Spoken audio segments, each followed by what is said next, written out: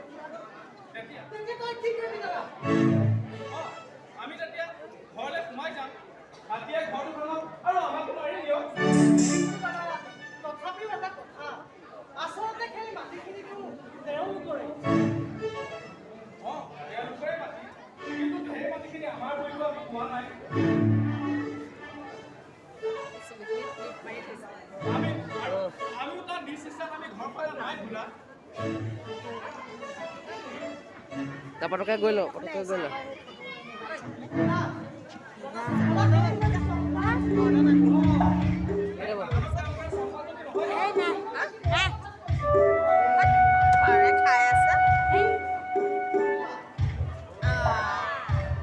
চাবেলি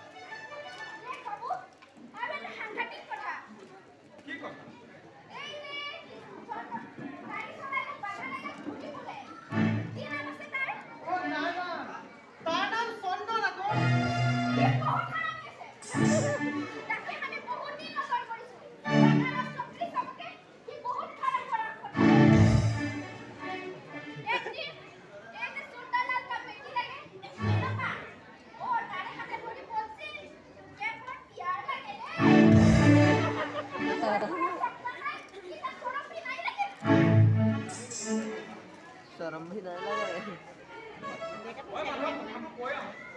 তই ইয়াতে থাকিবি মালিকৰ মানুহ কিন্তু আহিব পাৰে ঠিক আছে দাদা কিন্তু এটা ঘৰৰ যদি মানুহ আহে মই ক'ত গৈছো কি কৰিছো তই কিন্তু একো নকতিয়াব দেই তই যা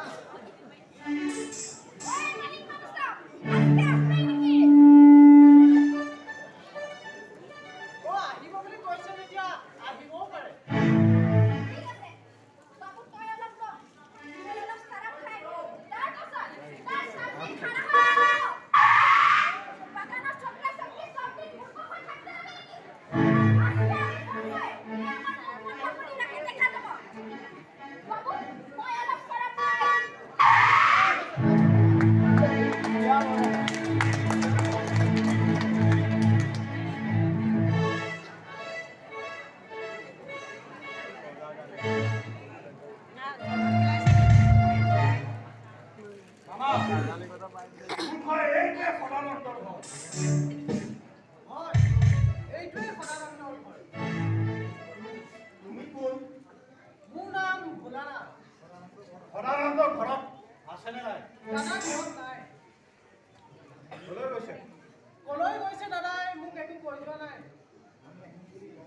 মামা আমি আহিম বুলি এই সদানন্দ এই পলাইছে এইবাৰ এই সদানন্দ খুব পিটিব লাগিব জানোৱা ইয়ে বাগানৰ পুলিবোৰ চলাই দিছে এইবাৰ তাৰ পিঠিত ধান তাৰ ছিগি আপুনি গালি পাৰিছে কিয়?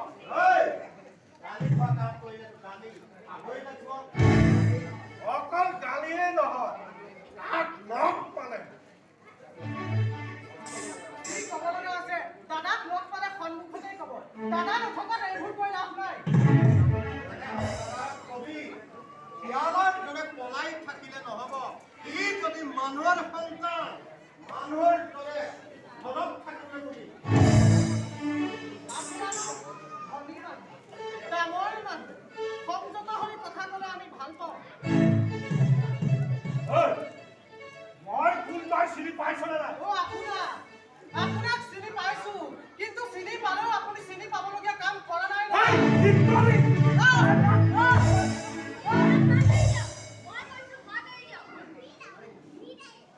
তই কোন?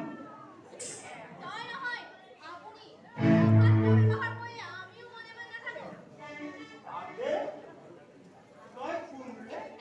কাৰ ঘৰৰ ছোৱালী?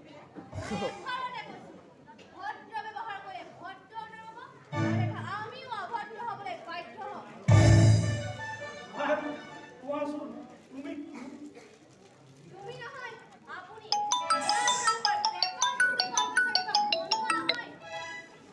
তেল গম মানে তেল গম বুজাবা দিব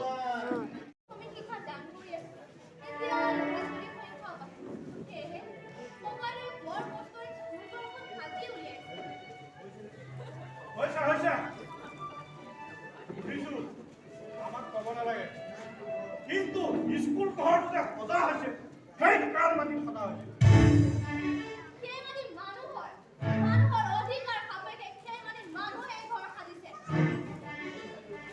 মই সুধিছোঁ সেই মাটিৰ স্বত্বাধিকাৰী কোন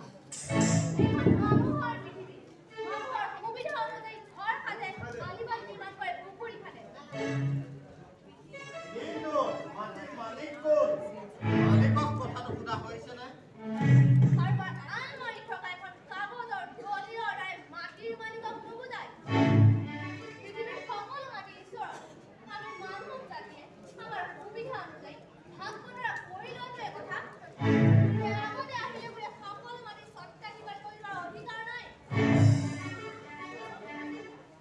তাৰ মানে সেই মাটি আমাৰ নহয় এই টকা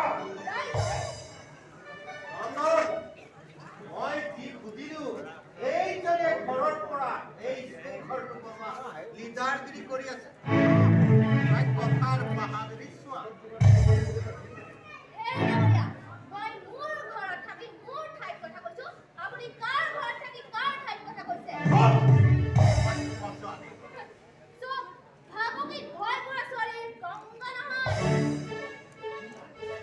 কি গংগা তই কাৰ আগত কথা কৈছ জান এইজন মোৰ মামা হয় মামা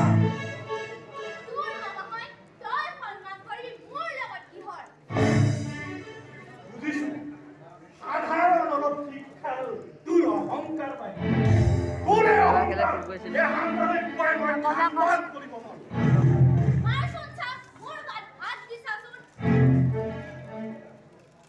নন্দন ব'লা হেৰি কৰিব নোৱাৰি ইহঁতক পুলিচ লগাই ঠাণ্ডা কৰিব লাগিব পুলিচ দোলা Yes, ma'am.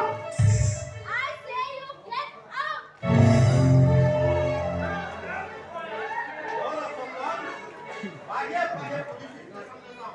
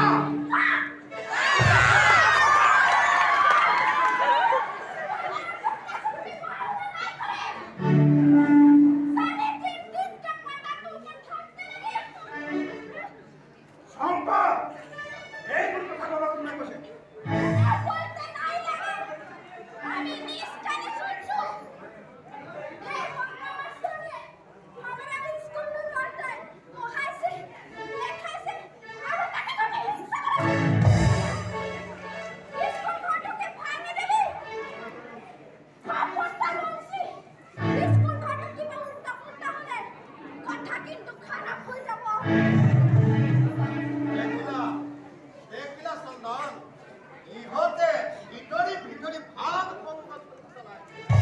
বলা চন্দন, ইন্দ্ৰৰ লগত কথাটো আলোচনা কৰিবি। ঠিক আছে, বলা।